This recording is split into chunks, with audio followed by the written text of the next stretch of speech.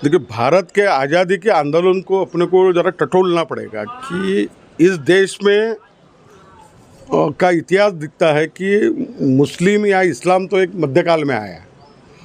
तो ऐसी क्या व्यवस्था थी, और हम देख रहे कि आज़ादी के आंदोलन सब मिलजुल कर लड़ रहे थे, फिर ऐसी क्या ज़रूरत आई। तो आपने क्या इतिहास का मूल्यांकन करते हुए ध्यान में रखिए कि सत्ता बहुत बड़ी बात होती है। तो साम्राज्यवादियों ने भी अपने मुल्क पर इसलिए व्यापार के रूप में आया और फिर यहाँ इंडस्ट्रियलाइजेशन के साथ हमारे ऊपर राज किया ब्रिटिशों ने, तो वो साम्राज्यवाद का पहलू था। ऐसा ही दुनिया में धार्मिक पहलू भी है।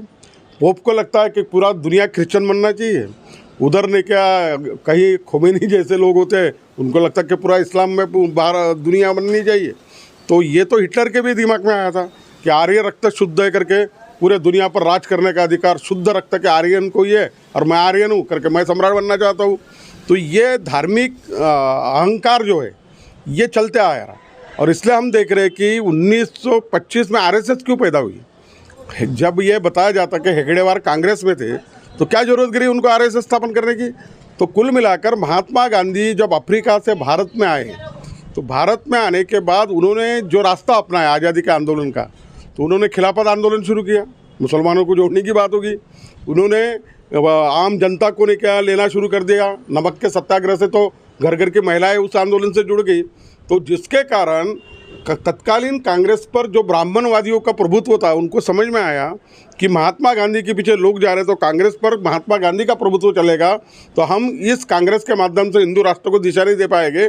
और इसलिए वो उन्होंने आरएसएस की 1925 में स्थापना की, और खुल के उन्होंने लिखा, खुल के कि हम हिंदू राष्ट्र बनाना चाहते हैं, हमारे में मनुस्मृति हमारे लिए आदर्श है, और यह आदर्श होने के कारण हम इस मूल्यों पर चलेंगे। तो ये तो खुल के बात होगी, उन्होंने रख ली।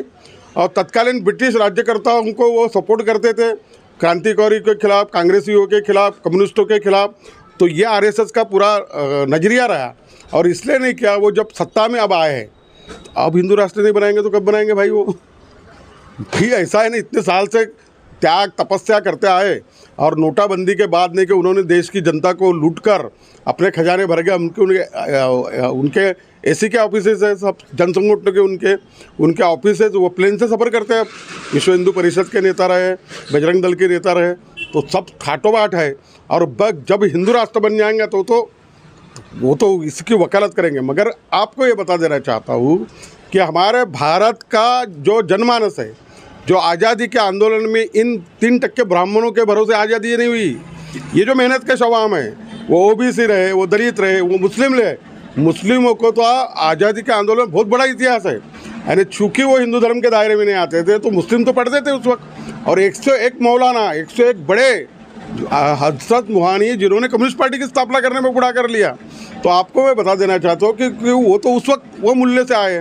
तो इसलिए मैं बता देना चाहता हूँ कि ये तमाम SC ST OBC अल्पसंख्यक आदिवासी ये सब इकट्ठा होने की राह पर चल रहे हैं, क्योंकि जुल्म बढ़ते जा रहे हैं। और ने क्या मोदी की सरकार ये तमाम बहुजन दलित आदिवासियों को आर्थिक रूप से बर्बाद कर रही है, उनको उनके आरक्षण के अधिकारों से वंचित कर रही है, शिक्षा नीति लाकर शिक्षा से वंचित कर रही है। तो ये जनता के समझ में आ रहा है। महंगाई की मार में ये देखा जा रहा है कि 9% का जो टैक्स है वो 32% पर बढ़ाकर पेट्रोल गैस के दर बढ़ाकर लूटा जा रहा है। तो जनता ये अनुभव से सीख रही है। अब सवाल ऐसा है कि जनता को लामबंद करने के लिए एक शक्ति की ज़रूरत थी, एक लाट की ज़रूरत थी, क्योंकि मोदी मीडिया तो भ्रम में ला रहा लोगों को।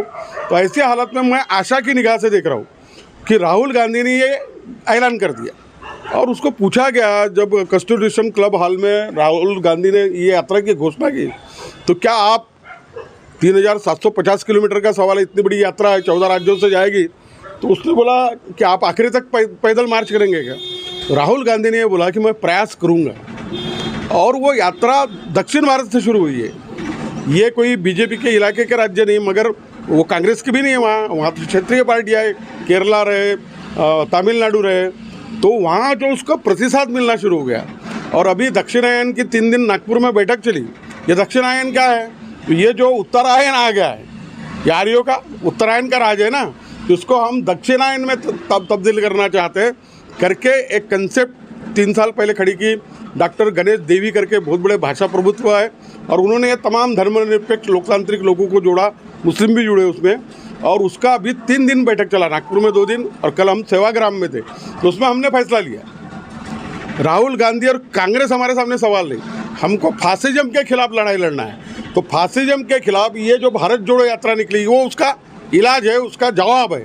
तो इस यात्रा के साथ हम बड़े पैमाने पर जुड़ेंगे, उसकी लामबंदी शुरू होगी। और मैं आपको बता देना चाहता हूँ कि महाराष्ट्र में वो अगले महीने यात्रा आ रही, दक्षिण भारत का हम देख रहे हैं, फिर वो महाराष्ट्र में प्रवेश करेगी। तो एक ऐसा नज़ारा पैदा होगी कि ये यात्रा इस देश के सभी लोगों को जोड़ने का काम करेगी।